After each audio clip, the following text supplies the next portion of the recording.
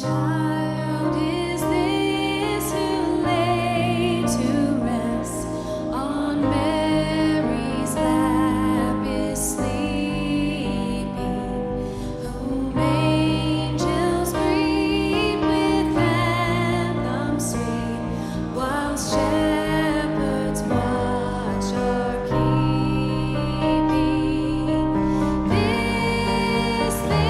This is Christ the King, whom shepherds guard and angels sing.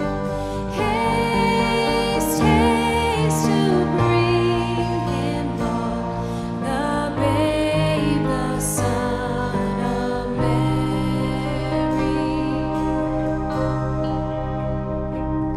Why lies he in such mean estate, where oxen ass are feeding? Good Christian, fearful sinners hear, the silent word is pleading. Nail spears shall pierce him through, the cross be borne for me, for you. Hail, hail, the Word made flesh, the babe, the Son of Mary.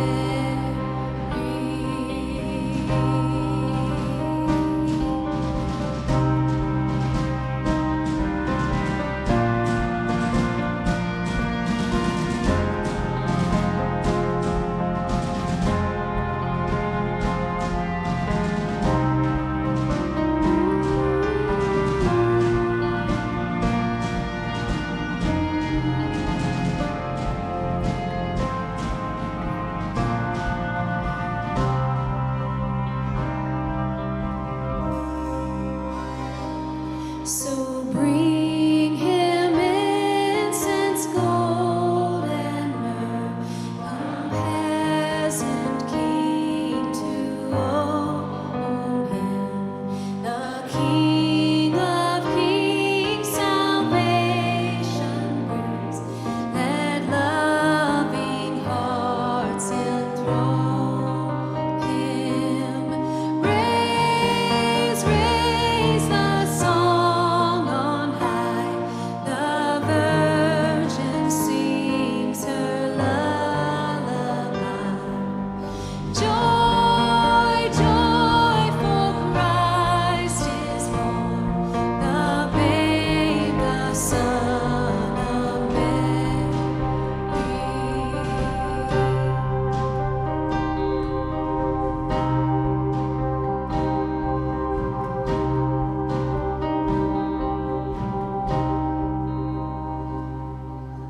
The weight of the world on her shoulders, as she's simply longing for someone to hold her. This beautiful woman, Eve, once unafraid, for others her beauty to see, now frantically covers her body with leaves. By the serpent she's been deceived. Evil rings, and I too weep, because in her face my shame I see. And given the same choice, the fruit I would eat, because when faced with the choice of a king, the one I placed on the throne is always me. A choice fueled by lack of trust now spreads the reign of sin, ignited by deep-seated lust from our hearts within. Now no place to find cover from the serpent's hover. Death is now our lover and life has been ruptured. We hate one another and murder our brothers. But with all the strength we can muster, we come back together and cluster. But even this unity is an imposter, because we only unite to foster our own pride and arrogant posture, to build our own Babel towers, seeking our own strength and power. And our whole course of action is to advance our own factions, to seek our own freedoms and build our own kingdoms. And if Eve had only known that this world she called home, instead of spreading shalom, would now become a war zone.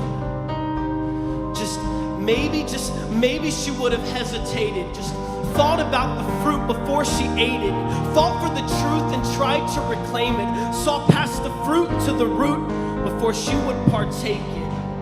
But given the same choice, I know I too would take it. So with her I sympathize, that the temptation to follow the lies of the one we despise is hard to recognize, because he dresses up as light, and no matter how hard I try, the beam sticks out both my eyes.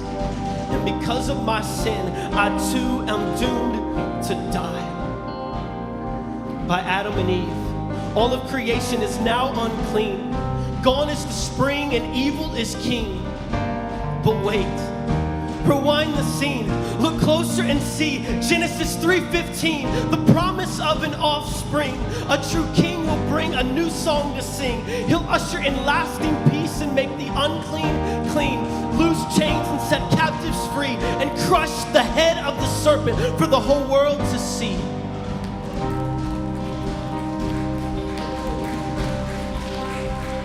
So imagine Eve's hope as she gave birth to Cain.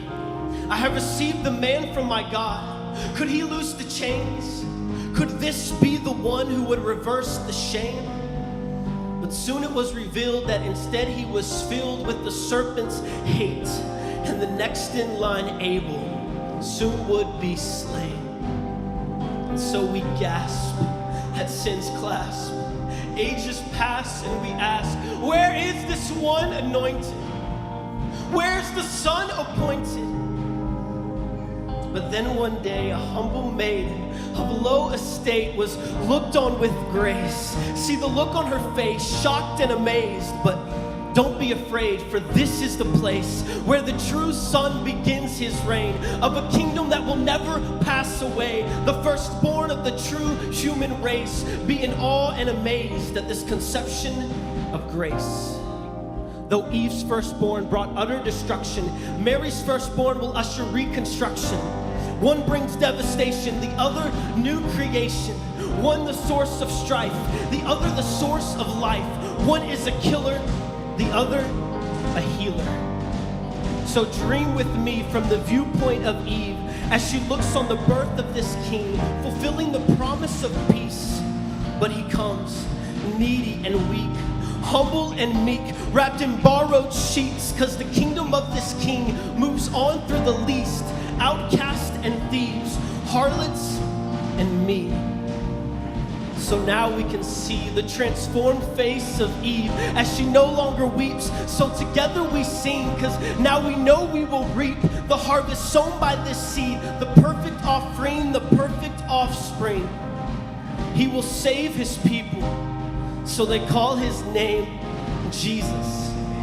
He will save his people, so they call his name Jesus. Of all names ever uttered, this name is the sweetest. This promised child of Mary, from the curse he will free us. And in the depths of our sin and despair, God himself meets us. He moves into our lives in the midst of his people, and in taking on flesh, he's reversing the evils.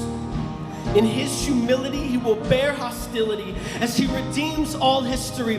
Behold the mystery. He comes to set us free, the advent of a king. So let his people sing.